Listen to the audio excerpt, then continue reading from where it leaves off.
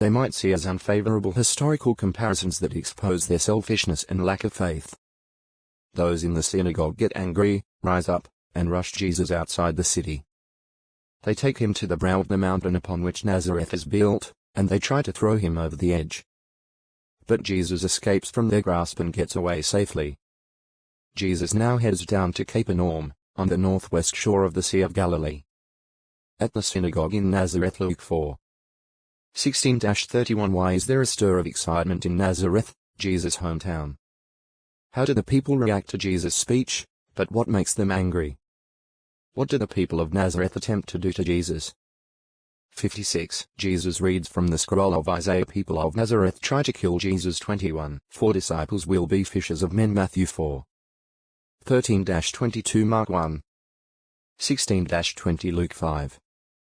1-11. After the people of Nazareth try to take Jesus' life, he moves to the city of Capernaum, near the Sea of Galilee, also called the Lake of Gennesaret. Luke 5. When this fulfills the prophecy in the book of Isaiah that people of Galilee dwelling by the sea would see a great light. Isaiah 9. 1, 2. Yes, here in Galilee, Jesus continues to announce that the kingdom of the heavens has drawn near. Matthew 4. 17. Jesus finds 4 of his disciples. They had traveled with him earlier, but upon returning with Jesus from Judea, they resumed their fishing business. John 1. 35-42. Now, though, it is time to be with Jesus constantly so that he can train them to carry on the ministry after he is gone. As Jesus walks along the seashore, he sees Simon Peter, his brother Andrew, and some of their companions tending to their nets. Jesus goes over, climbs into Peter's boat, and asks him to pull away from land.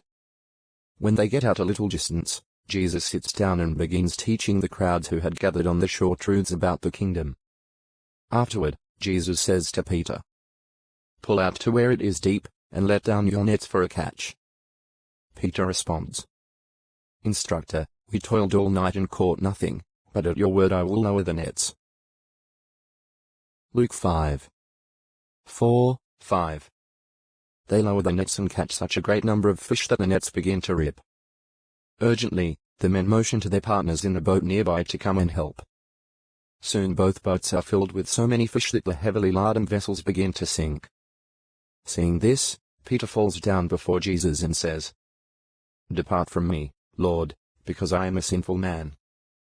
Jesus responds, "Stop being afraid. From now on you will be catching men alive." Luke 5. 8, 10. Jesus tells Peter and Andrew, "Come after me, and I will make you fishers of men." Matthew 4. 19. He includes 2 other fishermen, James and John, the sons of Zebedee. They too respond without hesitation. So these 4 abandon their fishing business and become the first full-time disciples of Jesus.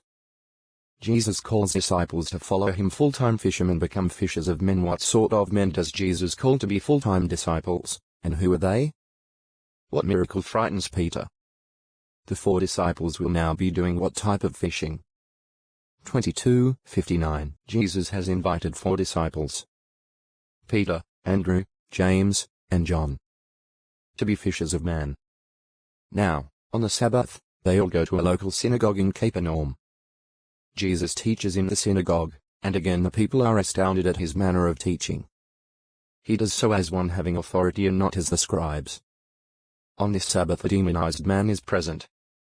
Right there in the synagogue, the man shouts in a loud voice, "What have we to do with you, Jesus the Nazarene? Did you come to destroy us? I know exactly who you are, the Holy One of God."